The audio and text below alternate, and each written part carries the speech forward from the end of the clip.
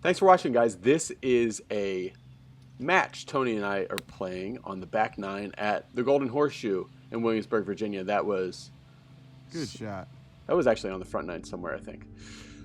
This is it. This is where we're starting. It's the final 3 holes at the Golden Horseshoe Gold Course, and this is the hole that we're playing, the famous island hole, number 16 here. So we're going down this hill. I believe it's 160 yards down the hill.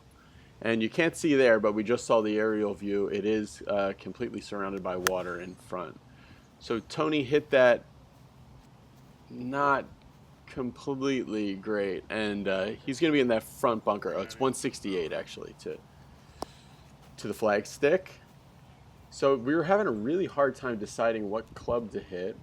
It wasn't that windy, but it was kind of, the wind was running up this hill towards us. So we've played the first 6 holes, and Tony's 2 up at the moment. So I'm trying to come back and make a match out of this. I hit that really well. It sounded and felt a little heavy, but I think I clubbed really well because I hit it just beyond the flag stick towards the fat side of the green. So that was good. So this is the hole that we're going to. And actually, whenever they shot this drone footage, all the pin locations are the exact same as when we played. So that was really convenient. All right, so Tony put his in this front bunker there. There's my ball there, sitting about, I don't know, 15 feet away, a little less. That was a tough shot because there's water along of that. Because, like I was saying, there's water along of that. Made it pretty tough. So here's Tony for par.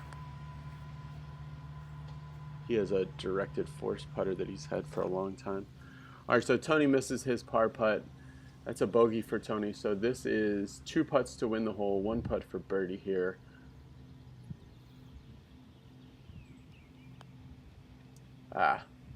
Just a little bit of a push stroke there. Not the speed or the break. Careful with that one. Wiggled it in. All right, so Tony's 1 up now, going to the 17th hole, a par 4, uphill. First tee shot is a generous fairway, but if you do miss the fairway, there's thick trees everywhere. So something right in the fairway would be good. Was not hitting the driver very well this day. Kept fighting myself as far as what I wanted to throw around first, but then I figured it out right after we left the school. So my head was spinning with thoughts a little bit. Tony hit a great drive.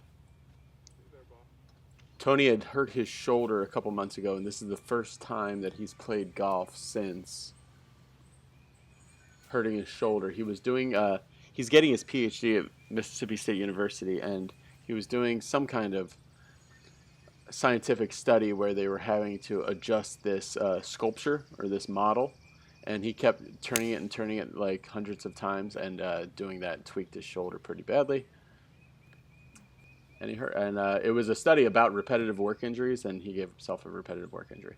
So Tony's in the front left bunker. This is me from pretty far away, I think 175 yards, with a 5-iron going up the hill. So it landed on the green, and it got an amazing kick right towards the hole. So there's Tony in the bunker. There's my ball that's panned down. Oh, yeah, it's tough. There's my ball putting from about 20 feet away or so. Absolutely gorgeous golf course. If you guys are in the area, definitely recommend it. It's really... Great sound. Oh, spun. It's really something special. So this is my putt for birdie and to win the hole. You can see I'm above the hole, and it's sliding away from me, and I just did not read that right at all. That broke towards the front of the green a lot. And also, it wasn't, the greens are perfect, but we had quite a bit of rain that weekend, so they were a little slower than I was anticipating. They look so perfect. You imagine that they're going to be really fast. They're just not. Said something about back up a hill, So here's Tony for his bogey. So that forces me to make this putt to win the hole and square the match going into the final hole. So It's not an easy putt either, with a lot of break from left to right. All right. Felt good about making that one, actually. All right, the final hole at the Golden Horseshoe, that's the Williamsburg in, straight ahead, you can see, through the dog leg. And then we curve around, and there's the 18th green. And that, again, is the pin location that we're playing today. And there's the clubhouse for the Golden Horseshoe. All right, we got it all square, and I was just thinking to myself, you know, all day I did not hit the driver the way I wanted to, so really, I mean, I had way too much thoughts going on there. All I should have done was just load up the right arm and unload it. That's all I need to do to hit it well. Too much thinking. Oh, yeah, that's perfect. Perfect. Yeah, this is that hole, remember, that's way down at the bottom by the water in front of the restaurant. I do remember. All right, so I hit it into the pine straw over on the right. Very cool looking pine straw. I have 212 yards total too, because I hit it away from not, you know, to the right side, away from the dog leg. So now I've stretched this out quite a bit. And there's some pine cones here too. So taking an old tip from Bobby Clampett, who used to practice a lot his swing hitting something other than a golf ball. It kind of takes away your judgment. So this 212 yards, and watch my lower body here. You really got to be stable because I'm standing in these pine cones. And that's about the best golf shot I've hit this year. An awesome power draw out of the trees, landed on the green, rolled like within an inch of the cup, and then onto the back fringe. So Tony actually was filming this from the other side in slow motion. So watch my head as far as staying in level with that tree. So the transition was really good there into really solid legs, almost like heavy feeling legs. And that's where I hit it to. And it had rolled just past that cup. Wow. And it was a draw. Yeah, Tony's been trying to get me to hit a consistent draw every time. So the really heavy legs feeling and accelerating arms really helped me a lot. So there's a draw from Tony. He's on the left side of the green there. He'll be putting for birdie. Oh, good. All right, so the match is all square. So here's Tony goes first. I'm missed the green. I'm on the fringe, but I'm closer. So Tony will go first. Putting for birdie. Really great looking stroke there. Do it. Nice putt. Way to go. Good birdie. Nice. First birdie of the day. Way to go. I read that one right. All right, so this is to square the match, and I really like putting from the fringe. These fringes, though, were killed in the winter, so they had to sand them to bring them back, and I just didn't anticipate how much that rough was going to stop it. Tony wins, and there, big money there. I sent to Tony right after this. That's it. Hit the subscribe button. Thanks for watching. Tony's channel is over at reactionarygolf.com and Or Tony just- Luczak Golf on YouTube. right.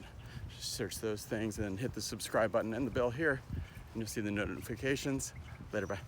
Thanks for watching that video, guys. We wanted to tell you about the Reactionary Golf Masterclass, which is on BeBetterGolf.net. Hours and hours of footage, all about the reactionary golf swing. Tony, tell us a little bit about your philosophy and what they'll see here and why we made it. So what we're going to be looking at is how the brain actually controls our movement to create the golf swing, through whether it's an external proximal attentional focus to create better contact. So we're going to simplify, even though we're going to dive into the complexity of the golf swing, we're actually going to show you how to simplify your motion so you can play better golf. Yeah, get your thoughts more streamlined. That's what we're really breaking the swing into two things. What happens over here and what to do. How to actually be better at golf, which is the whole point. All right, check that out, BeBetterGolf.net/premium. See you next time. See it. All right, Tony, so at the Mike Bender Academy, they have like 4 of these set up. And Zach Johnson used a lot of these with wedges. What is this? So we kind of have what I would call the functional swing plane. Okay. So a lot of people will use this differently, but this to me is a great illustration of what the functional swing plane is all about. And so we're going to find out that the golf club does not swing on a single plane, but we want to keep it as semi-planar, and that's what Dr. Kwan calls it, as much as possible. So So I noticed that unlike some other training aids that continue all the way up here, this one is just here. Yeah, so if I were to actually put the shaft on here, and you can use it a lot of different ways, so it's a great teaching tool. If I put the shaft on there and I kept it there, I mean, this is like, I don't even know. Kuchar's trying to do a little bit, yeah. And I see him getting away from that. There's no way he can create the speed. Now, Kuchar and I are about the same height. He's like 6'4", and you know, he hits it nowhere. And I've seen changes in his swing recently, and I think that's definitely having to get more speed. But he hits it dead straight, you know. So it's a balance. Yep. So what we want to take a look at with this is, and this gives us an idea of how this club really needs to be swung. So when we take a look at the club face, we can see if we get that toe up, that's actually an open club face. So again, this kind of just gives us a point of where that club face is and how to set. And we get that extension in that right wrist, and we can feel that. So this is what we're looking for. Now through impact, if we get this type of motion, and we're going to show you some drills on that later on, but we see a lot of golfers getting this way. Now you can see it kind of come off. And maybe they would break the plane and exit like that, right? Oh yeah, it gets this way and everything else. So this again is another way to really start focusing on where's that club head and what does it feel like. And now I feel my body totally different than if I make this move in the golf swing. Right. Because one of the things that we're going to talk about in the drills part coming up is that, go to the top, Tony. People, when they do this, will go arms first and make a really good transition and stuff, and then the arms will kind of shut off. And when the arms shut off, kind of from here to the ball, Tony, what's the result of that in the plane? So then when we take a look at it, really that club head is still swinging, but my arms really aren't swinging. And maybe that face has been open, so I'm trying to twist that and get it squared up. Yeah. So really, we're not getting that good arm swing. So that's where we want to keep that arm swing going.